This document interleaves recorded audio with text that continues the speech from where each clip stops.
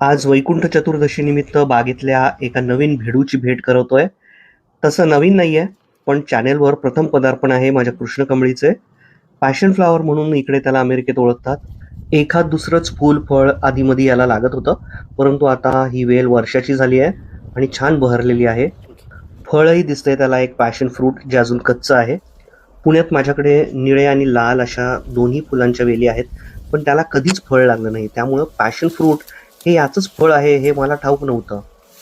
तर आजच हे फूल दाखवण्याचं काय प्रयोजन? तर कार्तिक देव उठणी एकादशीला श्रीहरी 4 महिन्याच्या योगनिद्रेतून जागे होतात आणि आज वैकुंठ चतुर्दशीला चातुर्मासात वैकुंठाची धुरा वाहणाऱ्या महादेवाकडून विश्वाची आणि वैकुंठाची सूत्रे नारायण परत आपल्या हाती घेतात.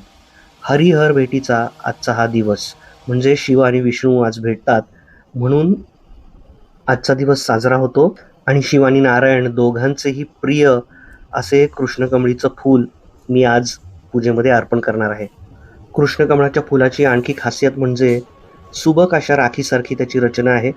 त्याच्या बाहेरून ज्या पाकळ्या दिसतायत आपल्याला पातळ, त्या मी कधी मोजलेल्या नाहीत, पण 100 असल्याचं सांगितलं जातं आणि त्या कौरवांची आठवण करून देणाऱ्या आहेत. तर फुलाच्या मध्यभागी असलेल्या दलावर 5 पांडव आहेत आणि त्यांच्यावर वरद हस्त त्रिदेव असल्याचे सांगितले जाते.